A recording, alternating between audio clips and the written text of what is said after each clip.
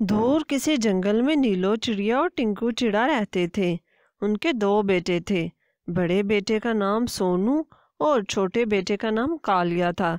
उसके रंग और भोलेपन की वजह से सब उसे कालिया उस्ताद कहते थे। बड़ा बेटा सोनू काफ़ी होशियार और चालाक था। उसे अपनी सुंदरता पर बहुत घुमंड था।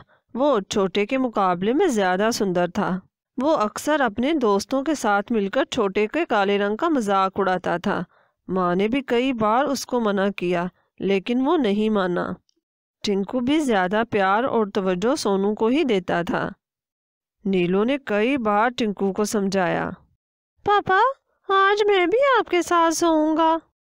नहीं, तुम बड़े हो गए हो, अब खुद से सोया करो।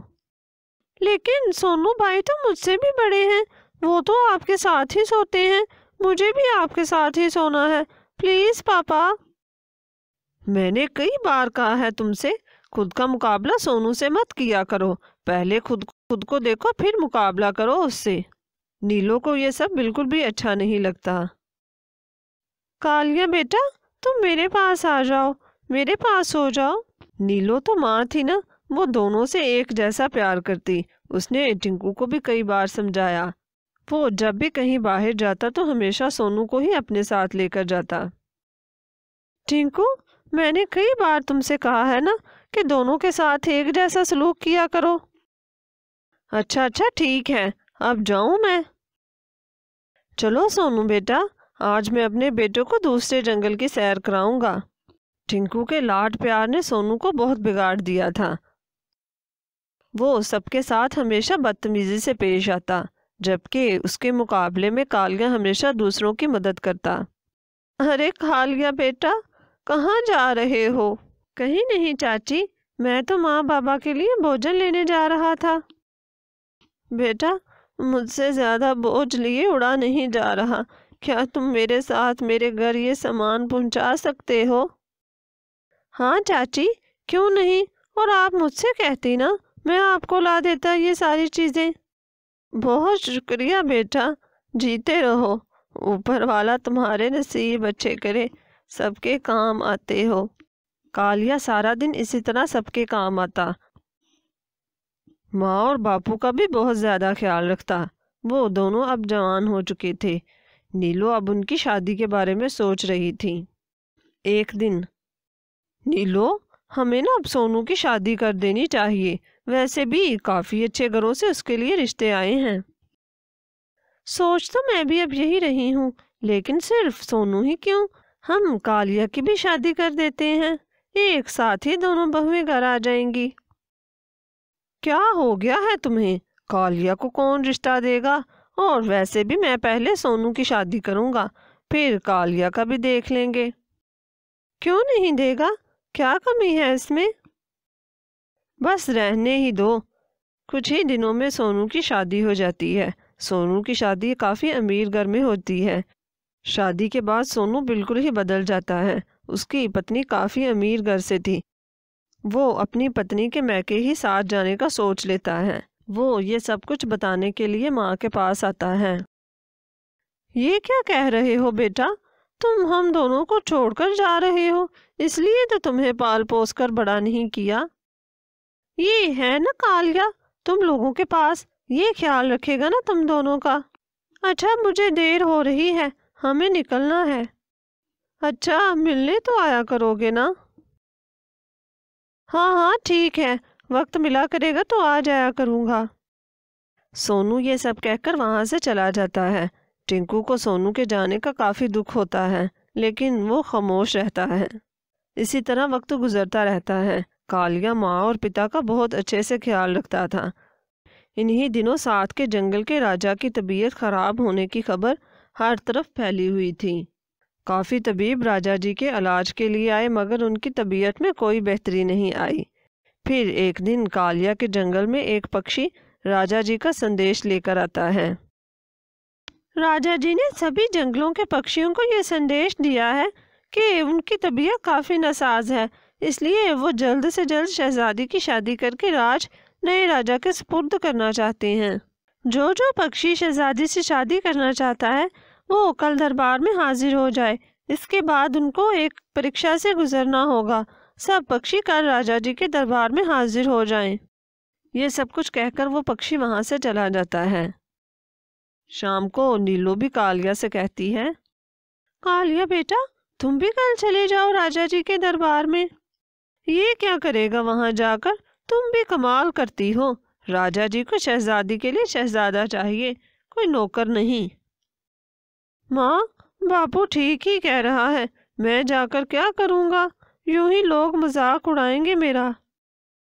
क्यों, क्या कमी है इसमें? और वैसे भी बेटा, राजा जी सबकी परीक्षा लेंगे और फिर जो परीक्षा पर पूरा उतरेगा उसके बाद ही कोई फैसला करेंगे। माँ, जिद ना करो, मैं क्या करूँगा वहां जाकर? अच्छा, एक बार मेरी बात मान लो ना, प्लीज चले जाओ।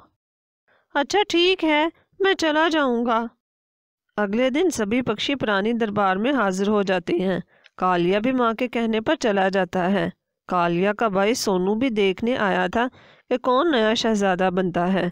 वो कालिया को देखकर कहता है, अरे कालिया, तुम यहाँ क्या कर रहे हो? क्यों अपनी और हमारी इज्जत खाक में मिलाने आए हो? क्यों भैया, मैंने ऐसा क्या किया? क्या किया? यहाँ आने से पहले खुद को आईने में तो देख लेना था। अभी भी चले जाओ यहाँ से। भैया, मैं माँ के कहने पर आया हूँ और जब तक परीक्षा नहीं हो जाती मैं कहीं नहीं जाऊँगा। तो ठीक है, फिर बनवाओ अपना मजाक, और खबरदार यहाँ किसी को बताया कि मैं तुम्हारा कुछ लगता हूँ। कालिया को बाई की बातों से काफी दुख होता है। कुछ ही देर में राजा जी भी आ जाते हैं। सभी पक्षियों का बहुत बहुत स्वागत है। आज जहाँ आए हुए पक्षियों की परीक्षा होगी, ये सब तो आप जानते हैं। तुम तीनों को एक एक सोने का सिक्का दिया जाएगा। जो कोई भी शहजादी के लिए बेहतरीन तोहफा लाएगा, उसी से शहजादी की शादी होगी और वही नया राजा होगा। तुम सबके पास कल तक का वक्त है। वो तीनों सिक्का लेकर मुख्तलिफ दिशाओं में निकल जाते हैं। बाकी के दोनों पक्षी शहजादी के लिए खुद से और सिक्के मिलाकर खूबसूरत हार और ताज लेते हैं, जबकि कालिया के पास तो उस एक सिक्के के अलावा कुछ भी नहीं था। वो काफी परेशान था। इस एक सिक्के से आखिर क्या आएगा? मेरे पास तो कोई और सिक्का है भी नहीं। अभी वो ये सोच ही रहा था कि एक बूढ़ा कौवा उसके पास आता है। बेटा, कुछ है तुम्हारे पास? मुझे खाने के लिए दो, मुझे भूख लगी है। बहुत दिनों से भूखा हूँ। मेरे घर वाले भी घर मेरा इंतजार कर रहे हैं। चाचा, मेरे पास खाने को तो कुछ नहीं है। हाँ, ये एक सोने का सिक्का है। कालिया सोचता है, इस एक सिक्के से शहजादी के लिए तो कुछ नहीं आएगा, और वैसे भी मैंने कौन सा शहजादा बन जाना था। इस एक सिक्के को बूढ़े को ही दे देता हूँ, शायद इसी के काम आ जाए। बाबा, तुम ये सिक्का ले लो। बहुत शुक्रिया बेटा, ऊपर वाले तुम्हारी मुश्किल को सफल करे। ये कहकर वो बूढ़ा पक्षी वहां से चला जाता है। अगले दिन फिर दरबार लग जाता है। दूसरे दोनों पक्षी बहुत खुश थे, क्योंकि वो जानते थे कि उनके तोहफे बहुत कीमती हैं। राजा और शहजादी ने उन दोनों के तोहफे देखने के बाद कालिया से पूछा तो उसने सारी बात बता दी। सभी पक्षी खामोश थे। उनके ख्याल में राजा जी कालिया को सख्त सजा देंगे, मगर ऐसा कुछ नहीं हुआ। इस परीक्षा पर कालिया ही पूरा उतरता है और शहजादी की शादी कालिया से ही की जाएगी। मुझे इस राज के लिए ऐसे ही नेक और दयालु पक्षी की ज़रूरत थी। सभी बहुत हैरान थे। कालिया के भाई और बाप को तो बिल्कुल भी यकीन नहीं आया। वो दोनों काफ़ी शर्मिंदा थे। छोटे, हमें माफ़ कर दो, हमने कभी भी तुम्हें अच्छा नहीं समझा, हमेशा तुम्हारा मजाक ही बनाया है। हाँ बेटा, कोई बात नहीं, आप लोगों को एहसास हो गया है, यही काफ़ी है। तुम तो आज से राजा बनने वाले हो और यहीं रहोगे। हम लोग चलते हैं, तुम्हारी माँ इंतज़ार कर रही होगी। नहीं पिताजी, मैं भी चलता हूँ और माँ को अपने साथ लेकर आऊँगा। आज से मैं, आप और भैया एक साथ रहेंगे। इस तरह वो सब खुशी खुशी रहने लगते हैं।